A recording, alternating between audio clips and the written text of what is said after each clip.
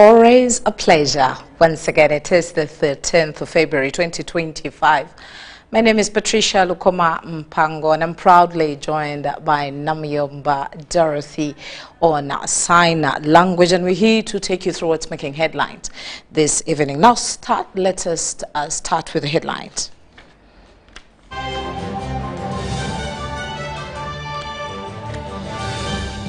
In our top stories, President Museveni donates 500 million shillings to Kanungu. EC extends voter registration period as MPs demand clarification. And then UPDF Engineering Brigade urges timely release of funds for completion of the ongoing project. And lastly, manufacturers engage over resistant electricity outages.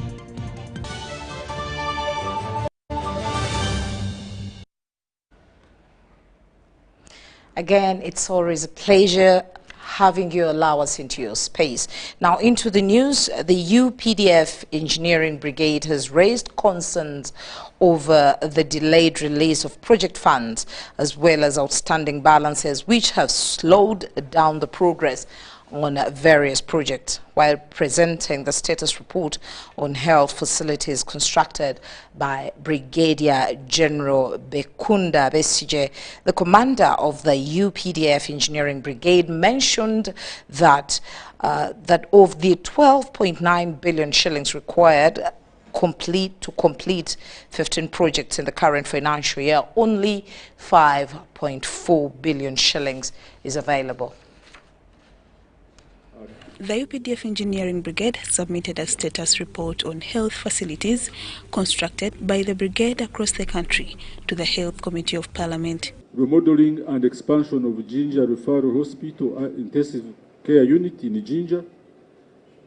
The cost was 804 million and the project was completed and is in use.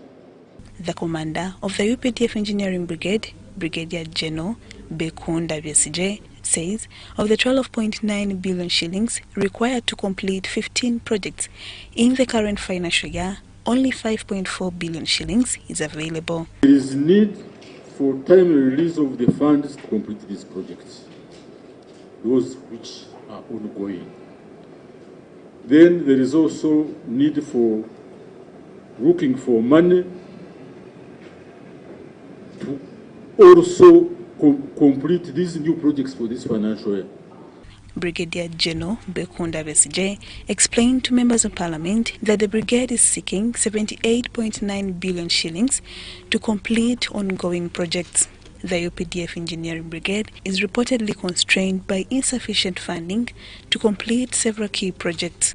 We start these works and you find that maybe the progress is slow, the problem will be on. Members of Parliament questioned the UPDF Engineering Brigade regarding the mismatch in reported project costs. And for me, I think there is a big problem of value for money here. There are some where it appears that the costs seem to be at par, which I would say higher than what we would have actually expected, because at this particular case we expect that the UPDF is not making a profit out of these works that are being undertaken. The specifications, bills of quantities, designs are prepared by the employer. So our job is to price and implement. So Lydia Chomkama and Gloria Gutabinji, Parliament. Now, the Electoral Commission has extended the voters' registration period by 1 week from February 11th to February 17th. 2025. Now, the Speaker of Parliament, while chairing the plenary session of Thursday, informed members that she had received a letter from the Electoral Commission announcing the extension. The voter registration exercise has been extended for a week from February 11th to February 17th following the expiration of the initial timeline on February 9th. The Electoral Commission communicated this extension in a note addressed to the Speaker of Parliament. So if you've not registered, kindly go and register so that you exercise your constitutional mandate to vote for the person you wish to do so. Members of Parliament had previously requested an extension, citing various challenges affecting the registration process. After hearing these concerns, the Minister for Justice, Norbert Mao, agreed to implement the recommendations from the committee. Government, we hope that in these 7 days you're going to fix all the issues that have been raised by all the members here. We are now into the extra 7 days, but the issues have not been sorted out. Honorable, I think government needs to relook into that. When we asked for the extension, it wasn't just for the sake of it. It was so that, number one, make sure there is adequate number of kits, the kits are functional. However, some MPs have expressed concerns about the extension, questioning whether the Electoral Commission has addressed issues such as the lack of registration kits. They argue that extending the registration period will not resolve the ongoing problems. Several MPs have complained about malfunctioning machines in their constituencies and inadequate time for voters to register. The Electoral Commission really step up the game. As they give these dates and as they extend, the machines up to now are not working. They have one person in the sub-county who is registering, and this sub-county really can't be covered by that person in that style. But they come in at 10 and leave by 1. So by the time these other people who want to come in the afternoon find they have left, so MP Ebwaru Jonathan stated that Electoral Commission officials in Soroti have been requesting money from people to stamp their registration forms. MP Nakaseke Alan Mayanja similarly reported that EC officials in his constituency are demanding money from people for electricity to power the registration machines. Not only asking for money to stamp on the forms, but he also first asks you, whom do you support? The technical people from the Electoral Commission, they're asking some money, like money for electricity, because these kids are using electricity. some of them have colluded with the security agencies. They collect forms in bulk from people who give them money, sign for them, collect forms, take them to the GISOs and append their signatures. For people whom they think will not vote on the side that they want, they refuse to help them. They tell them to look for the GISOs wherever they are. Speaker Annette Among emphasized that such incidents should be reported to the police. Be able to take action. That is criminality. If you're asking for a bribe, you're asking for money from people, you as a leader must inform security and ask, what is this happening here? Because we are not going to continue being with those people like that. If it is true, you should take action. Some MPs raised concerns about the limited number of functional computers at the Electoral Commission, many of which are in poor condition. This issue has been worsened by the lack of electricity in certain areas and ongoing power outages. We are experiencing load shedding most of the time. Like for example, in Akaseka, we may take almost 4 days without power. Yet people are supposed to register and these kids use electricity. So what is happening now, they have sent one computer for a sub-county. And for my case, there are 11 sub-counties. There are only 9 computers. And these computers are in a very dangerous mechanical condition. Are not having electricity.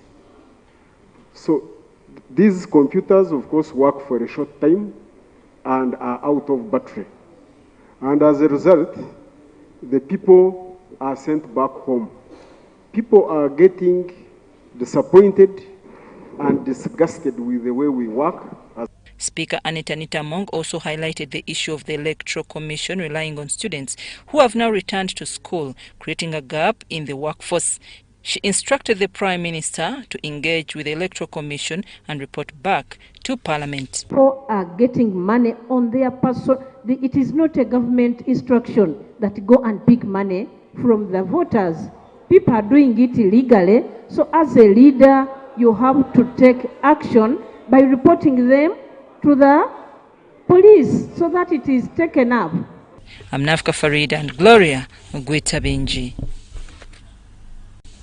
Well, thank you both. Now, happenings with UMA, Uganda Manufacturers Association, it is strongly demanding for reliable electricity supply and better communication regarding outages from the stakeholders in the electricity sector. Let's hear more in this report. The association is concerned about the rampant power outages. From October 2024 to January 2025, UMA recorded at least 27 power outages. This, according to the members, is disrupting industrial operations and reducing productivity. Well known, there have been many announced and unannounced outages, and these we are continuously raising. We've raised these with the regulator too. It is one of the issues that was a topic of discussion this afternoon. In an engagement with the management of the Uganda Electricity Distribution Company, the manufacturers wanted to know why the blackout and when the situation is expected to normalize. As you are aware, for any transition, there are some few challenges here and there, teething issues. The current outages, because remember, had taken 2 years, more than 2 years, without investing into the network since the decision was done, they were unable to access funding. But those are teething problems. What happen is usually that they happen when there's a transition. However, after our going in 2025 April, we expect to start investing heavily, and those issues will be gradually reducing. By end of this year, we shall have a fair, stable environment. Thank you. Their concerns come amidst the end of Umeme's concession. Our customers still want more reliable power, therefore we cannot sit and hide. And government boasting of electricity surplus brought about by the 2024 launch of the Karuma hydropower plant. The use of power is very important to our businesses and to our production output. So we have this engagement with UEDCL as the incoming concessionaire who's going to be running the power company and who's going to be providing us with power on a day-to-day. So one of the things that we are is have a dialogue so that we can interact, we can raise issues, and we have a platform within which we can discuss matters on a day-to-day, month-to-month, as we go through this transition, which is a new arrangement.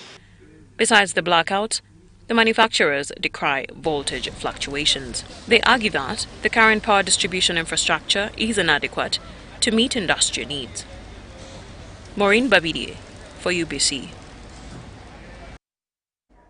Now, President Yoweri Kaguta Museveni has pledged a donation of 500 million shillings to support savings and credit services for National Resistance Movement supporters in Kanungu district.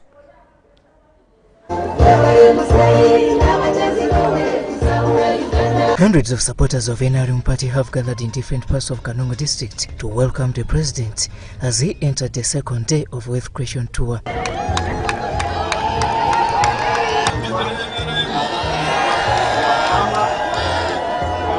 Kanungu district headquarters playgrounds were filled to capacity as Banyachigezi waited for the president. Accompanied by the First Lady Gent Kataha Museveni, the president was received amidst excitement.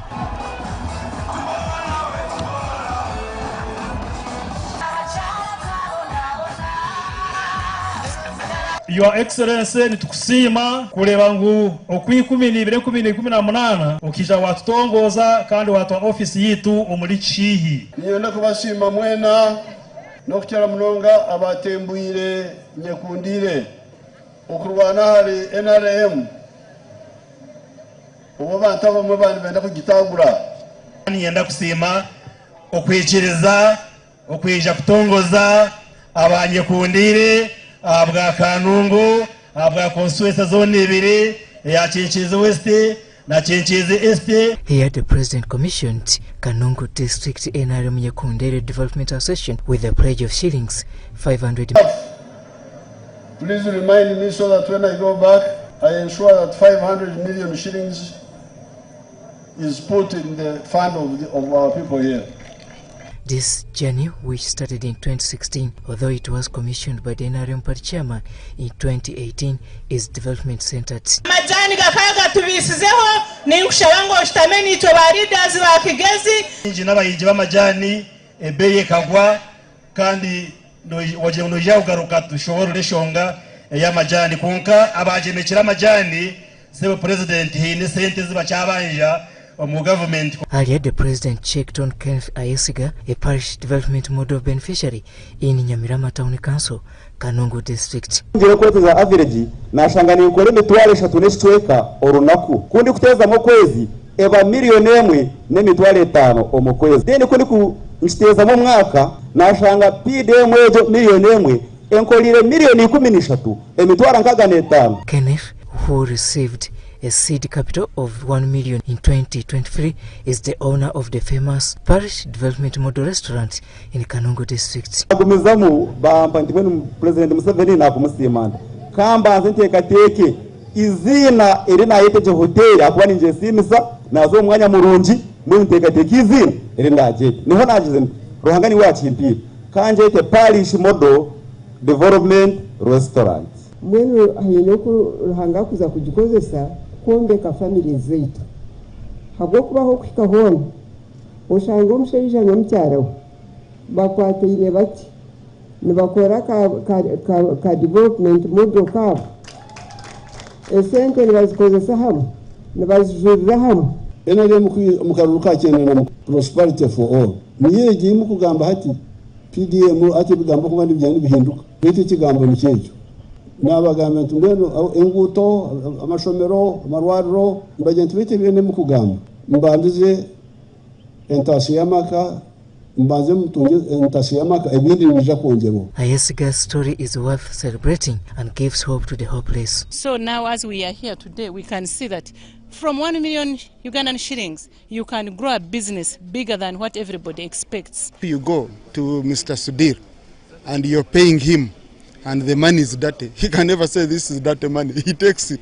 He will take it to the central bank and clean it up. Money can never be dirty. We have to put all our effort, whatever it takes, to make money. And this is a very good example. This is the second day of the presidential wealth creation tour in the Kigezi sub-region by the president. Robert Nyango, UBC News. Now, again, within NRM leadership, the leadership of NRM party in Lira City has petitioned the national chairperson over alleged misconduct by the party treasurer for Lira City and Lira district. The leaders accuse their colleagues of publicly pledging allegiance to Uganda People's Congress, a move they claim has damaged the party's image and could undermine its influence in the upcoming elections.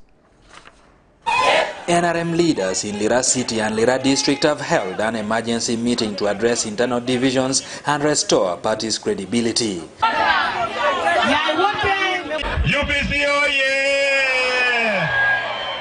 At the center of the controversy are the party treasurer Geoffrey Etuopa and senior presidential advisor Francis Okello Pio, who have been seen publicly endorsing UPC candidate Betty Amongi.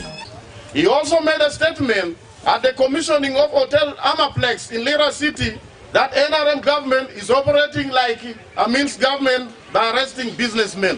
He has been supporting the opposition candidates in every election. A case in point is when he financed the campaign of Honorable Obonge Eid against Major Retired Awich Pola in Lira City West in 2021 general election. In a petition read by lead petitioner George Okoti, loyalists expressed grave concern, warning that failure to address the issues could result in a significant loss of support for NRM in Lira City. They are demanding immediate action and have proposed restructuring the party leadership. Evoke your orders so that Mr. Geoffrey is properly investigated and prosecuted where necessary for all the fraud he has committed on public and private land in Lira City. The petitioners argue that those who betray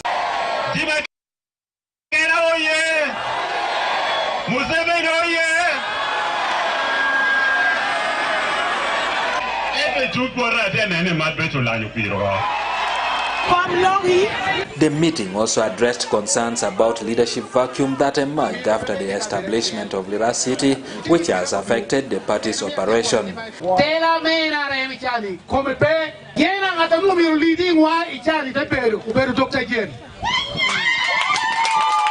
Some members proposed that Health Minister Dr. Jane Ruth Achenga should assume the role of city party leader, while Geoffrey Etuop should be replaced by Dennis Okello as treasurer.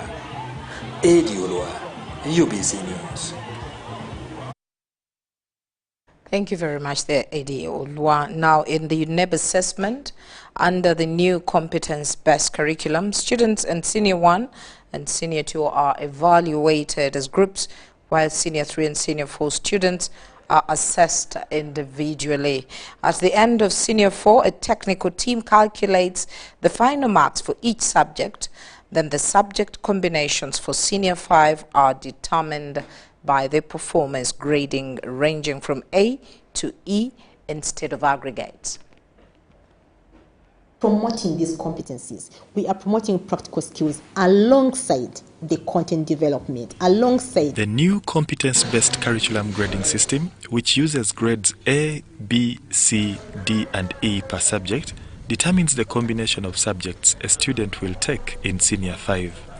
This means that the performance indicators for each subject play a crucial role in selecting the appropriate combination, whether in sciences or arts. For each of these grades, so if you're identifying a combination, let's say I have A in mathematics, I have D in geography, and I have maybe D in entrepreneurship. Maybe I can qualify to do make or something to that effect. Because you have to still look at the specific subjects. How did I perform in each of the subjects?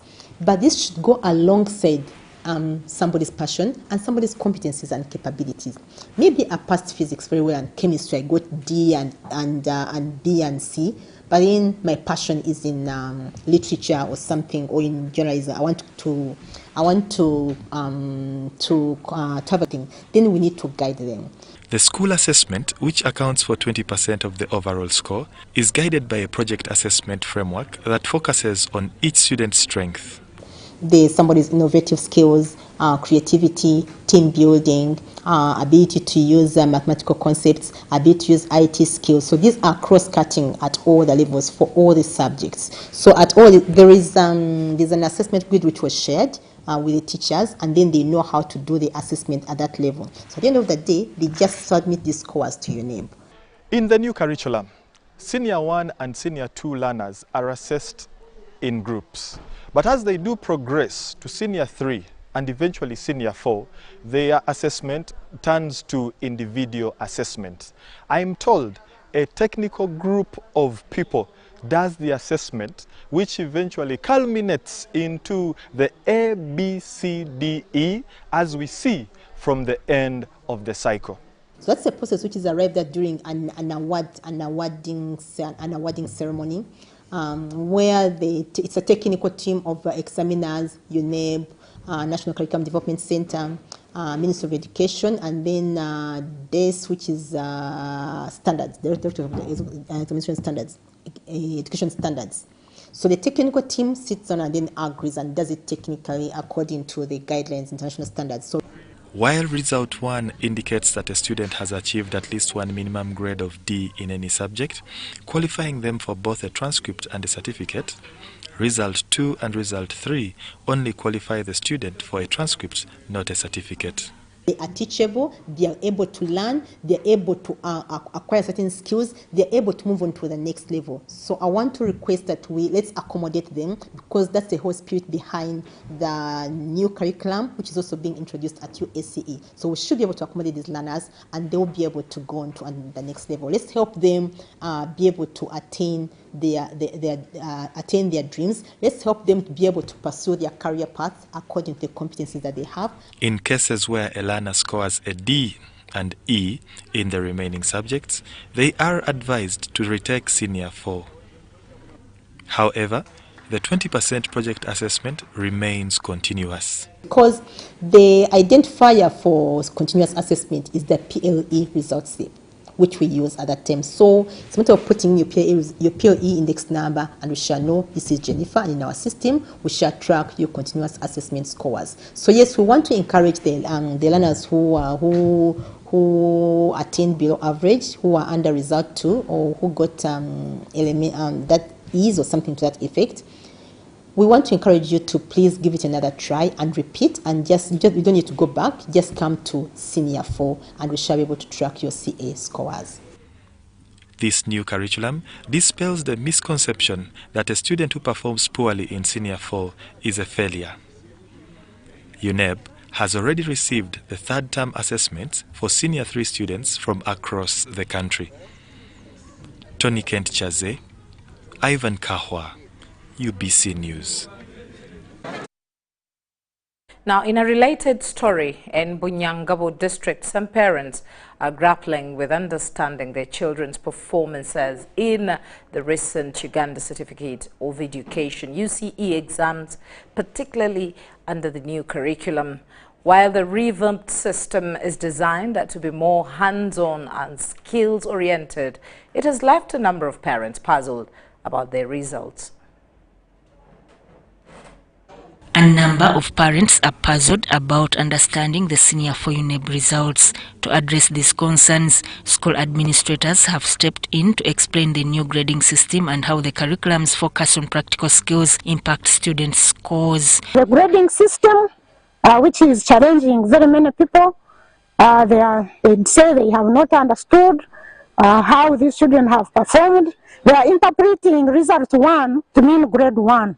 But we are trying to sensitize and explain to our parents and all the stakeholders that result 1 means that a candidate has qualified for the certificate at Senior 4 level. And we shall continue doing this, and we shall continue supporting our government and supporting the new lower secondary curriculum. Rubona Secondary School, located in Bunyangabu, stands as a prime example of the new curriculum's potential. The shift aims to equip students with real-world competencies, fostering deeper comprehension and better retention of information. Some people became very rigid, and they took time, and they kept saying, we know the government will retract this curriculum. Until at some point, we saw that the government was saying this is a government program and it must continue. So then the teaching materials somehow came in a bit late, but we were able to follow the advice that were given by the government, that we still can use the old materials but change the teaching methods. The curriculum shift has made learning more relevant to students. However, some parents are still struggling to fully grasp how their children's performance has been assessed, leading to confusion about the grading system. Whereby in the old curriculum, we are trying to assess or see what a learner can recall. But with this new curriculum, we are seeing what a learner can apply in solving real life problems. While the new curriculum is yielding positive results in some schools, transition has not been entirely smooth. Rubona Secondary School here, we are learning very many practical skills like hairdressing. We are making liquid soap, all those detergents, we are making them. We have good banana plantations where we are getting agricultural skills that can help sustain us. As learners, we contribute 80% and the teacher is supposed to give us 20% only. So it gives us chance to express ourselves, to exchange new ideas that we know, and then the teacher adds or corrects us in other weak areas. Sudat Kaye, UBC News. Well, thank you very much there, Sudatke, for that enlightenment. And of course, we are all geared to see our children, our daughters and sons excel in this new curriculum. Well, we are 29 minutes past 8 o'clock. We're going to take a short break, but we will return with our next segment. Stay with us.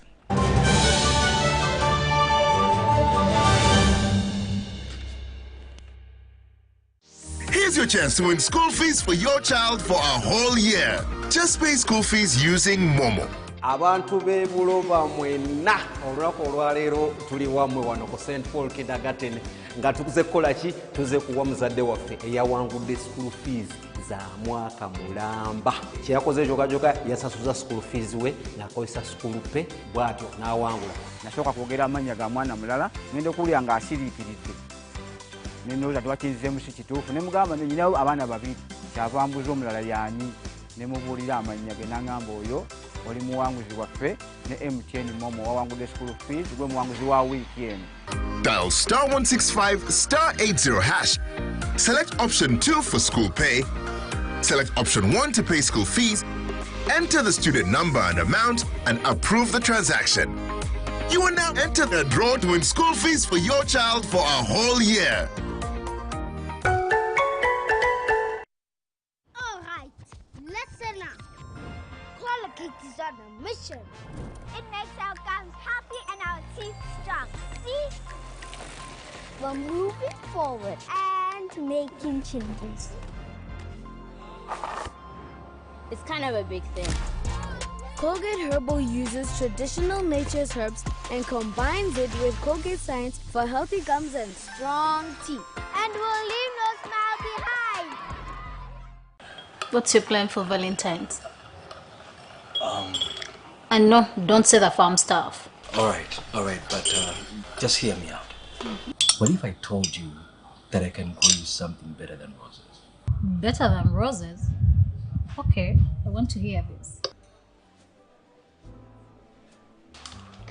You're actually making Valentine's a farming expo. No, I'm turning it into our future. Oh, thank you. But this, I agree. Love. Agree, love. This Valentine's, forget the cliches. Grow something real at the Harvest Money Expo, February 14th to 16th at Nambole Stadium. Learn innovative ways to boost your produce, adopt more efficient methods and gain access to new markets. Tickets are just 10,000 shillings per day, with training sessions also at 10,000 shillings each. Step into a world of excellence, comfort and pride with Royal Foam Furniture, crafted to perfection right here in Uganda. We bring you state-of-the-art living room furniture and bedding products at affordable prices. Our wide variety of mattresses include orthopedic, pillow top, spring mattresses suitable for institutions like hotels and many others for home comfort. With every piece telling a story of royal excellence, our products are built with the highest quality materials made to last. Experience royalty with Royal Foam Furniture, proudly made in Uganda, so buy Uganda and build Uganda. Visit our showrooms at Ginger Road, Chambogo Junction, Bukota Chisasi Road, and on Victoria Mall, Entebbe, on the first floor.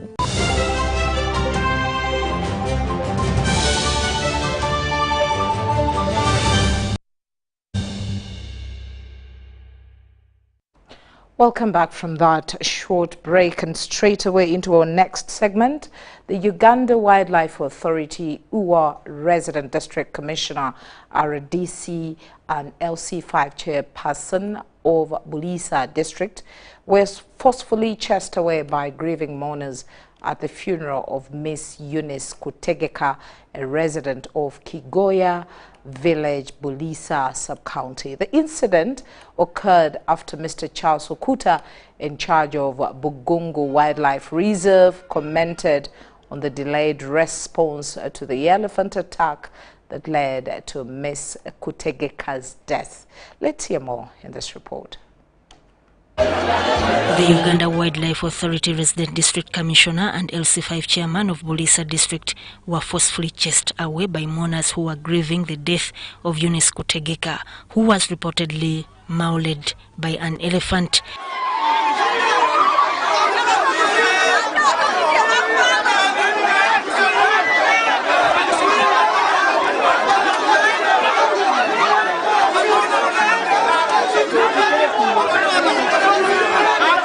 The community voiced their anger over the escalating human-wildlife conflict, particularly with elephants from nearby Makshon Falls National Park.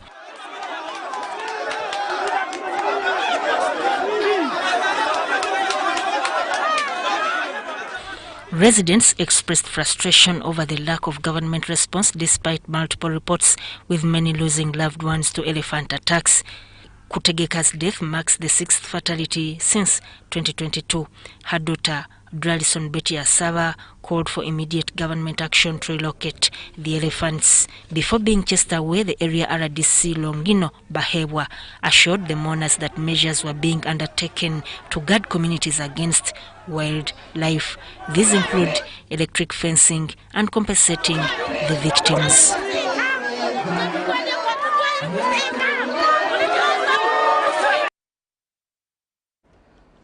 Now, a little into the education sector, the refugees who are living in Uganda without academic documents will now be integrated into the higher education following the inception of education qualification passports. The initiative has seen at least 49 refugees awarded by the United Nations Educational, Scientific and Cultural Organization passports to enable them compete in the education cycle.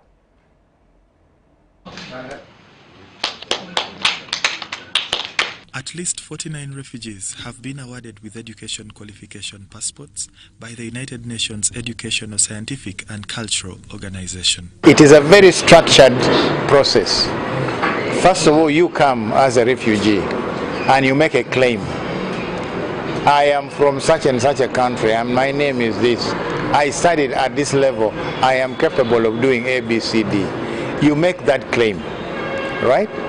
Then when you made that claim, we do what we call a desk research. We get information from the country that you have run from. During the event, it was cited that limited resources did not allow the remaining refugees to be vetted for this exercise. We got many applications. The challenge is, one, we have few credential evaluators. So because from the beginning, each country had two. Uganda 2, Zambia 2, we got 2 from France Education International. We have another organization called the Network of Mediterranean recognition bodies, which caters for the whole of Europe, also 2. So we have like a pool of about 6 to 8 credential evaluators. So that limits how many people you can evaluate. The provision of these passports is aimed at empowering refugees academically and enable them to compete in the job market. In my country, for me, I am a doctor for university called University International University Africa. I am a lecturer. I have many students in different countries, for Somalia, Djibouti, Nairobi, also for Uganda. Many people, you have different countries who come for learn. I am learning, lecturing for economics and politics. The awarding ceremony was presided over by the State Minister for Higher Education, John Chrysostom Muyingo, who said government is in full support of the program. Before, we are not very actively involved. You know, there have been many policies that have been developed. This was not addressed as much as we should in the past. But my presence at this function confirms the Ministry of Education and the government's commitment to promote this kind of assessment to whoever wants to be accredited, whoever wants to be measured.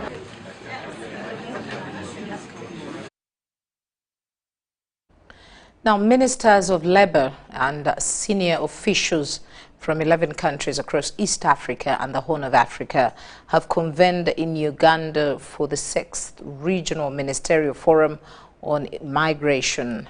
The high-level meeting is aimed at discussing the various facets of regular labor migration pathways and how these can foster positive contribution to local development and economic growth.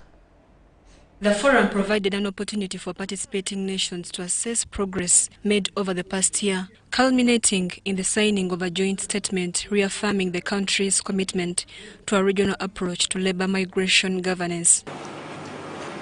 One of the key agreements reached was a joint collaboration to support migrant workers regardless of their country of origin within the 11 member states. To the workers that find themselves moving out in search of employment opportunities.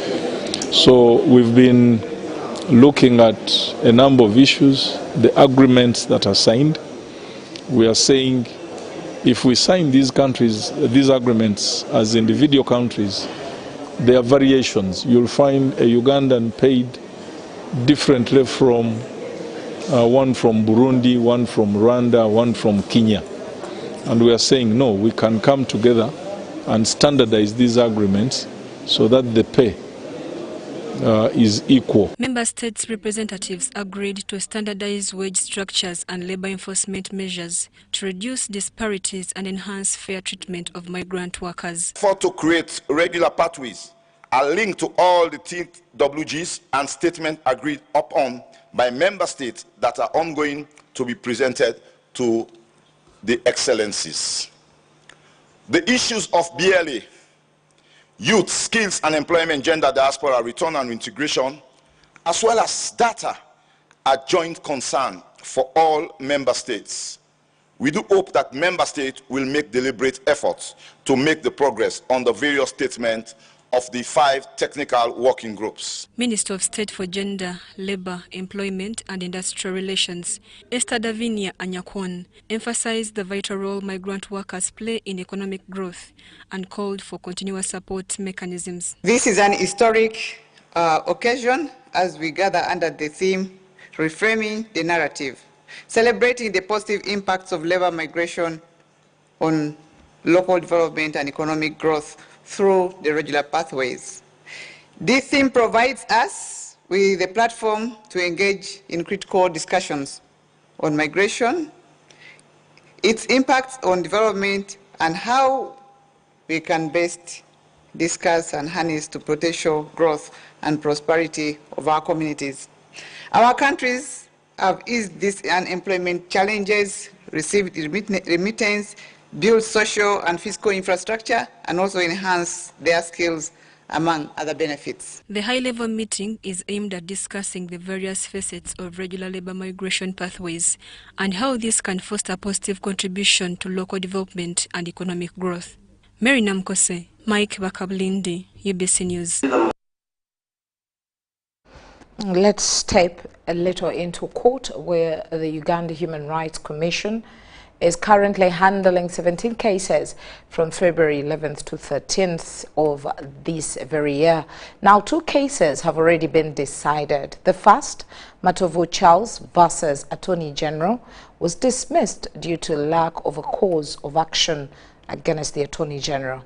Now, the second was Sergeant Biamugisha Felix versus Attorney General, and this was ruled in favor of the complainant, who had been tortured by UPDF officers. Let's see more in this report.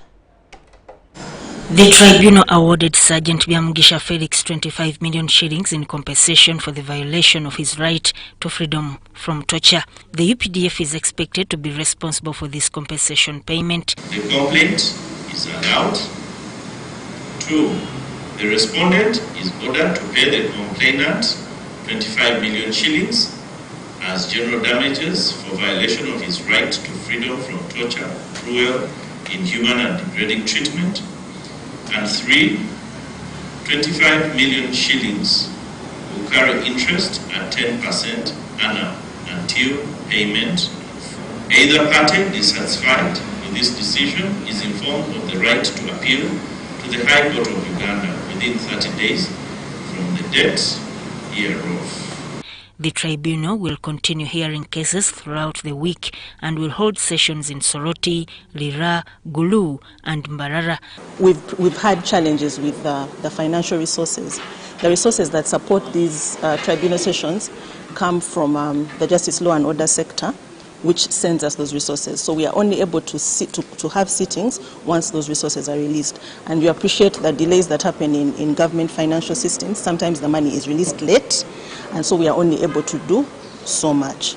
And then the others are no more administrative and capacity issues, but we are working very hard to ensure that we address that. That is why we are aiming to have at least two tribunal session sittings every month. The tribunal aims to complete its current docket by the end of March, with additional hearings in other regions expected. Addressing concerns about delayed cases, it was acknowledged that the Commission has faced challenges. The reality is that because of several constraints, both administrative, financial and human resource, we do have a delay in the hearing of our cases. As you're well aware, we had a period of almost 2 years without a chairperson, and so we could not sit tribunal sessions for almost 2 years. On average, the Commission handles 20 cases per session, but with delays, approximately 600 cases remain pending. The tribunal is working to address these delays and aims for 2 sessions per month to clear the backlog. Currently, there are around 1,100 cases awaiting hearings, but with consistent sittings, the Commission hopes to clear the backlog within 2.5 years. Sudat Kaye, UBC News. Now, Uganda Law Society has vowed to challenge the recent Supreme Court decision by the East African Court of Justice, which banned the trial of civilians in military courts.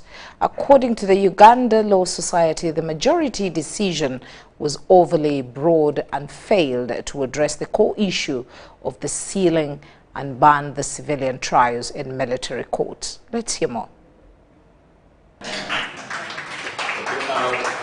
The Uganda Law Society's challenge of the Supreme Court decision follows an analysis conducted by the High-Profile Case Unit, which was launched by the Society to interpret the decision and understand the orders and declarations contained within it. The unit, which was given 1 week to analyze the ruling, found that it raises serious concerns about the judiciary's commitment to uphold institutional rights, human rights, and the rule of law. According to the Uganda's Law Society, while some issues were addressed in the decision, it notably failed to address the crucial matter of permanently banning and sealing the trial of civilians in military courts. Definitive abolition. The Supreme Court's decision fails to explicitly abolish the practice of trying civilians in military courts, leaving room for continued human rights abuse. 2. Double-edged language. The court's language suggests that military courts can still try civilians if given prior jurisdiction through amendments, undermining the separation of powers and the rule of law. Whereas Article 210 of the Constitution classifies it as a tribunal. Following the controversy at the opening of the new year at the Judiciary Headquarters, where Isaac Semakade was denied the opportunity to speak, the Uganda Law Society stated that it would not bend to the Chief Justice's directives in their fight for the rule of law in the country. The arbitrary removal of our President Isaac Semakade from the program of the new law year 2055, and seemingly from all judiciary events during his tenure as U.S. President. This action not only silences the voice of the bar, but undermines the very notion of the collaborative relationship between the judiciary and the legal profession. The Society also raised concerns about the criteria used by the Judicial Service Commission in appointing the recent judicial officers, including the Supreme Court judge and High Court judges. They deemed the process unconstitutional and vowed to file a suit challenging the appointments. This was revealed during the Uganda Law Society's weekly media engagement at their head offices in Kamocha.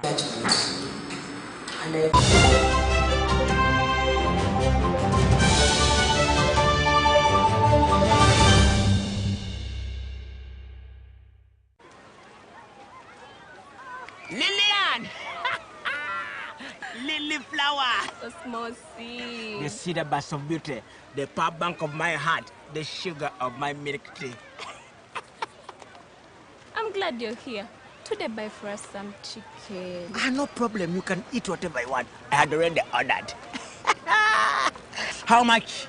122. 122?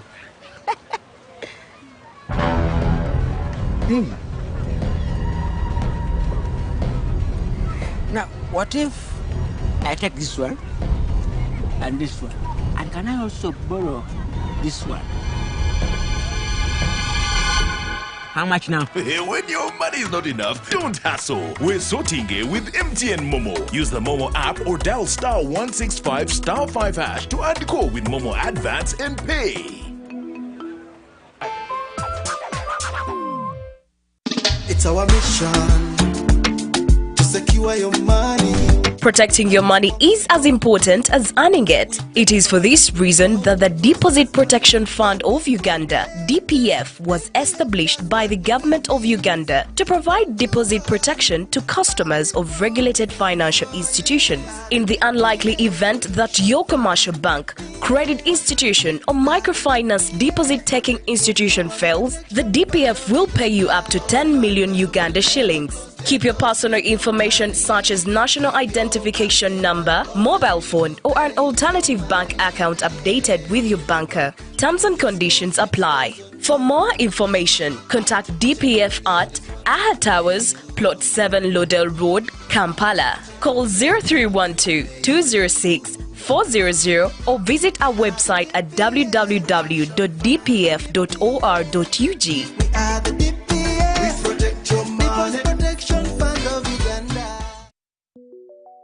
Government of Uganda presents Post Buses in Uganda, operated by Posta Uganda. We specialize in professional transport, courier and vehicle hire services across Uganda. Our routes include Kampala Masaka Mbarara Kabale Chisoro, Kampala Mukono Jinja Mbale via Tirinyi Road Soroti Lira, and Kampala Luwero Kamudini Gulu Kitgum. Our main offices are located at the Post Office Head Office on Kampala Road, with booking services available at counters 23 and 24 at the General Post Office. You can also book at designated district post offices along our routes. For inquiries or bookings, please contact us on 0751 684 184. Posta Uganda. We deliver trust.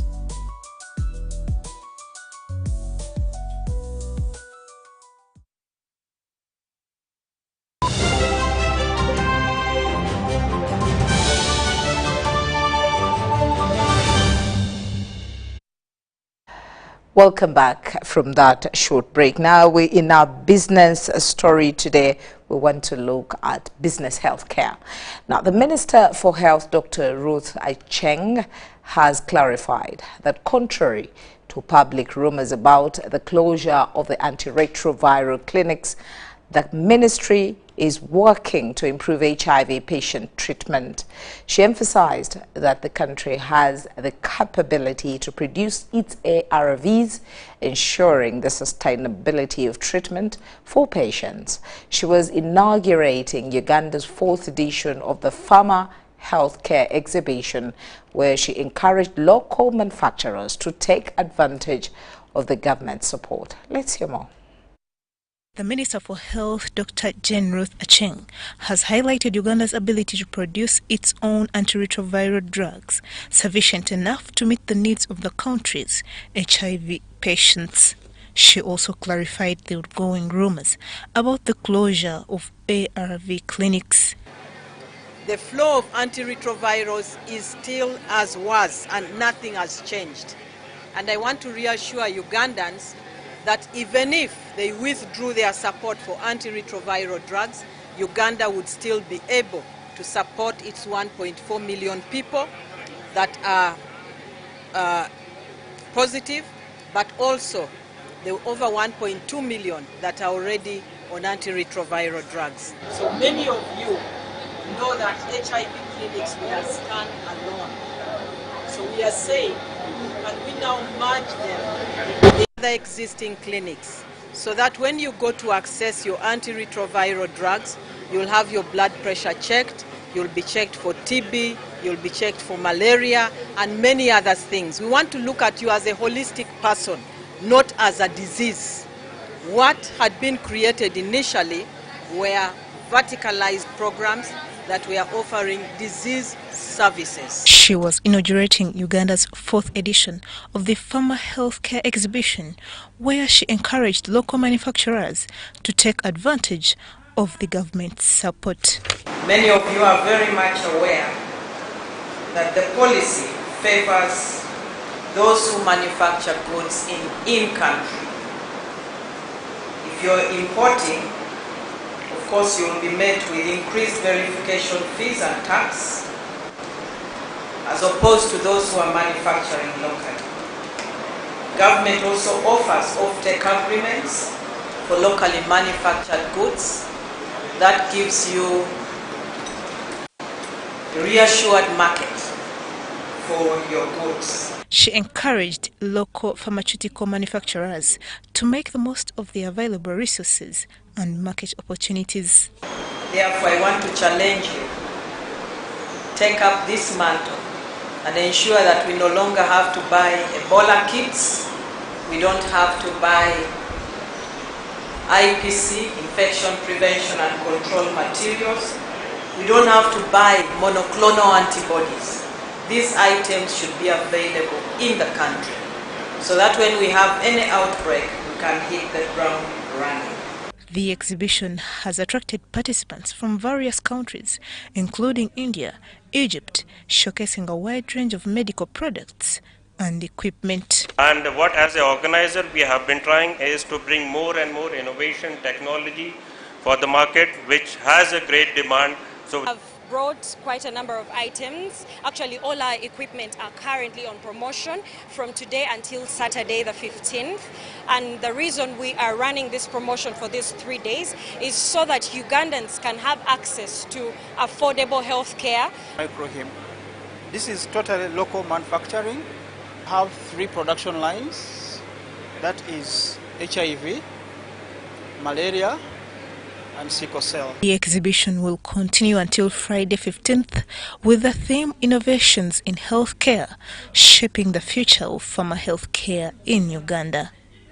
Cayenne Faith, Stephen Kalicia for UBC. What's your plan for Valentine's? And no, don't say the farm stuff. All right, but just hear me out. What if I told you that I can grow you something better than roses? Better than roses? Okay, I want to hear this. You're actually making Valentine's a farming expo. No, I'm turning it into our future. Oh, thank you. But this, I agree. Love. Agree, love. This Valentine's, forget the cliches. Grow something real at the Harvest Money Expo, February 14th to 16th at Nambole Stadium. Learn innovative ways to boost your produce, adopt more efficient methods and gain access to new markets. Tickets are just 10,000 shillings per day, with training sessions also at 10,000 shillings each.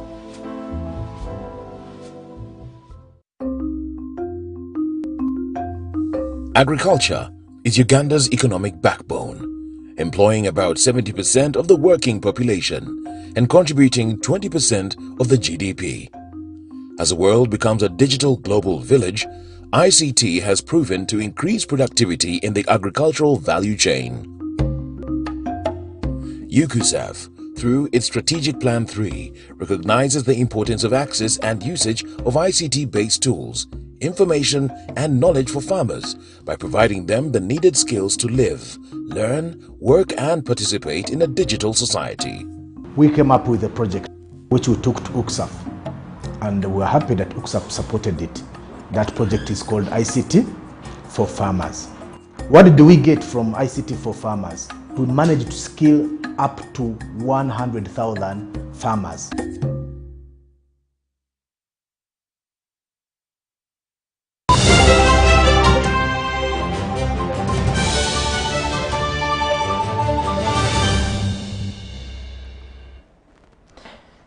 Now, before we sign out, let us step into the world of sports. Less than a month since President Yoweri Museveni graced the official groundbreaking ceremony of the Akibua Olympic Stadium in Lera, construction is progressing steadily.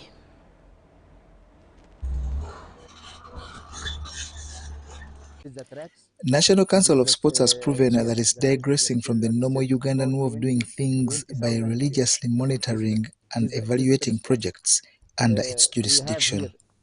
We have here, for this side, as like this, all the parking and the entrance. This parking, the big parking for the cars, this for VVIP parking, VVIP parking for the another parking for the buses, something, all the parking for this side. The latest of National Council of Sports' determination has been witnessed at the Akibo Olympic Stadium, whose groundbreaking ceremony was less than a month ago. I'm a bit excited that our contractor is really doing their best to ensure that the work commences and perhaps in line with our planning. As you can see in the background, the earthworks are concluded, the foundational levels have already been done in some areas, and when I count the 48 days, I think they are doing a great job. This stadium is under construction by Egyptian firm Samco that promised to deliver it in less than 20 months to fit within Confederation of African Football requirements for the 2027 Africa Cup of Nations.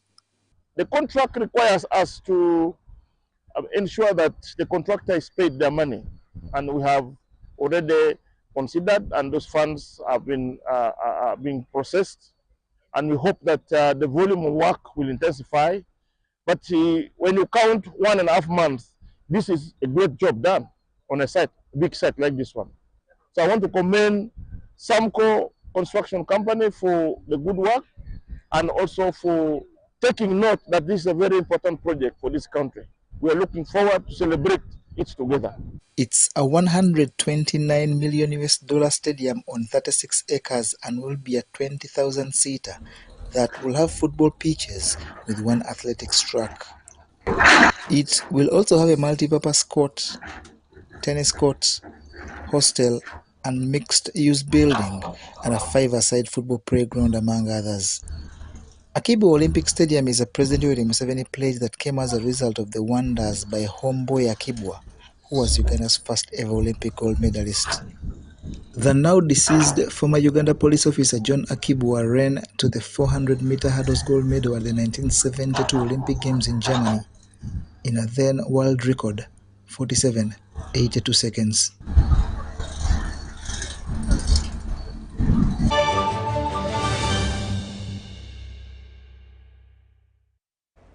Well, that's all we had time for. Thank you so much for hanging out with us. My name is Patricia Lukoma Mpango, and Namayomba Dorothy has been with us. From the entire news team, stay with us, for we will meet again at 10 o'clock.